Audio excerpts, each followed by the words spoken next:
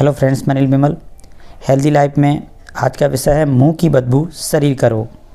तो मुंह की बदबू से शरीर के विभिन्न प्रकार के रोगों का संबंध क्या है और इसको हम कैसे दूर करें, इन सभी विषयों पर चर्चा करेंगे कि मुंह की बदबू से क्या क्या जो है रोग की संभावनाएं रहती हैं। अगर मुंह की हम साफ़ सफाई नहीं करते, दांतों की, जीभ की, तो उससे हमारे स्वास्थ्य पर कितना बुरा असर पड़ता है और कैसे हम इनको सही रख सकते हैं। इन सभी पर डॉक्टर पुनीत आहूजा, दंत चिकित्सक, Shri Balaji action medical institute की जो रिपोर्ट है वो मैं आज आपके सामने शेयर कर रहा हूँ। मुंह की बदबू शरीर का रोग से शुरू करते हैं। आप इस पर थोड़ा गंभीरता से इस विषय को समझिएगा। हमारे शरीर में सभी अंगों के स्वास्थ्य का विशिष्ट महत्व होता है। उनमें से एक है हमारा मुख, यानी मुख का स्वास्थ्य, यानी ओरल हेल्थ। इनमें तरह तरह की समस्याएं हो सकती हैं, जैसे कैविटी, मसूड़ों की समस्याएं हो सकती हैं, ओरल कैंसर हो सकता है। मुंह में दिखने वाली ये दिक्कतें संपूर्ण स्वास्थ्य को प्रभावित करती हैं। Global oral health status report को अगर अपन देखें तो उसमें दुनिया की लगभग आधी आबादी, लगभग 350 करोड़ लोग जो है मुंह के स्वास्थ्य से जुड़ी समस्या से ग्रसित हैं। इसलिए दांतों, मसूड़ों और पूरे ओरल फेशियल सिस्टम की साफ़ सफाई और देखभाल करना बहुत ही ज़रूरी है। अब इसका स्वास्थ्य पर क्या असर पड़ता है, थोड़ा संक्षिप्त में बताता हूँ कि ओरल हेल्थ से संबंधित जो समस्या नज़र आती हैं उनमें कई प्रकार की बीमारियाँ हो सकती हैं जो बैक्टीरिया के कारण होती हैं। इसका प्रभाव संपूर्ण शरीर पर पड़ता है, जैसे कि निमोनिया। मुंह में उत्पन्न होने वाले बैक्टीरिया के फेफड़ों में जाने की संभावना रहती है, इससे निमोनिया हो सकता है। श्वसन संबंधी समस्याएं उत्पन्न हो सकती हैं। हृदय संबंधी समस्याएं, हालांकि हृदय से संबंधित समस्याओं का ओरल हेल्थ के बीच वैसे कोई ज़्यादा संबंध नहीं है, परंतु जो हम खाना खाते हैं तो उसके साथ जो बैक्टीरिया या हमारी जो सलाइवा लार जाती है तो वो सभी चीज़ें जो है सभी जगह संक्रमित करती है, प्रभावित करती है। मधुमेह का भी संबंध है, डायबिटीज़ जिसे कहें। मधुमेह के मरीज यदि मुंह की सेहत पर ध्यान नहीं देंगे तो उन्हें गंभीर परिणाम भुगतने पड़ सकते हैं। इस पर भी जो है समस्याएं रिपोर्ट आई है। इसके कारण क्या है, जैसे समस्या दांतों से खून आना, मसूड़ों में सूजन, मुंह में बदबू आना, ये समस्याएं जो ओरल हेल्थ है इसकी लापरवाही के कारण ही जो है होते हैं। इससे अल्जाइमर जो है रोग भी हो सकते हैं।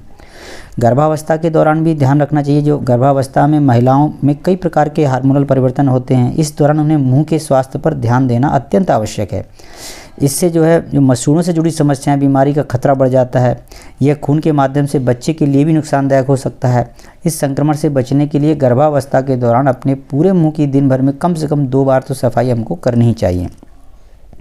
इसके अलावा जो पारिया है, पारिया एक आम बीमारी हो चुकी है, घर घर में फैल चुकी है मानिए, और इसका सबसे बड़ा, और ये जो एक दूसरे के माध्यम से भी लगती है, तो इसमें होने वाली जो सूजन है, जबड़े हैं, हड्डियों तक जो पहुंच जाती है, इसकी वजह से पूरे शरीर में सूजन, दर्द हो आता है। दांत जो है, चेहरा सुंदरता भी ख़राब होती है, चेहरा भी जो है ख़राब होता है, दांत ख़राब होते हैं, दर्द होता है, कुछ खा पी नहीं पाते।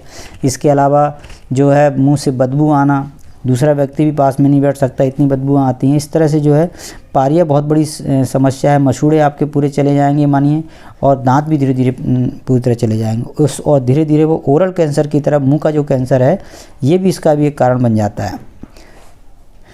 इसके अलावा ओरल जो कैंसर है ये आप सब जानते ही हैं कि मुंह को स्वस्थ ना रखने से या स्वच्छ ना रखने से तंबाकू चबाना, शराब, सुपारी, धूम्रपान, ये सब तो हैं जो मुंह का कैंसर इनकी संभावना से होती है। और आपने अक्सर देखा ही है कि जैसे जो तंबाकू है या सिगरेट है या जो भी धूम्रपान की चीज़ें, उन सब पर लिखा भी रहता है कि जो है इसके सेवन से कैंसर हो सकता है। फिर भी व्यक्ति ना माने, बात अलग है। नशा जो है नाश की जड़ तो है ही, तो ये भी एक उसकी समस्या है। अब बात आती है कि मुंह की बदबू या जो समस्याएं हैं, ओरल समस्या, सबसे बड़ा कारण क्या है। तो सीधी सी बात है, मुंह की साफ़ सफाई रखने में जो लापरवाही करते हैं और जिसके कारण जो जीवाणु यानी बैक्टीरिया, विषाणु यानी वायरस, फंगस, इन सब से जो है परेशानियाँ उत्पन्न होती हैं। और जो ख़राब आदतें हैं, जैसे धूम्रपान है, जो नशा करते हैं, और इसके अलावा जो अत्यधिक शक्कर या मीठे जो चीज़, खाद्य पदार्थों का सेवन करते हैं। खासकर आपने देखा है जो बच्चे हैं, वो बच्चे जो है चॉकलेट या बहुत सी चीज़ें मीठी खाते हैं, उसके बाद वो ढंग से साफ़ भी नहीं करते या बार बार कुल्ला नहीं करते। तो इस तरह से क्या है, वो लगातार वो उसमें फंसा रहता है।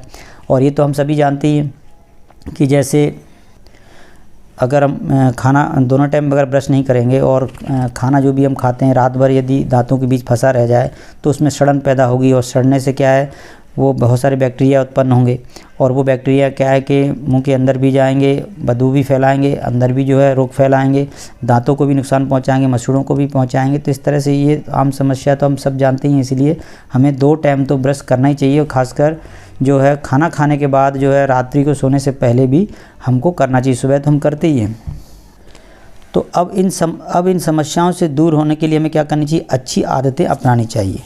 तो उसमें से सबसे पहली जैसे हमारी नियमित ब्रश करना चाहिए हमको। कई लोगों को रात में ब्रश करने की आदत नहीं है, तो ये ज़रूरी है कि हम रात में जो है सोने से पहले ब्रश करें।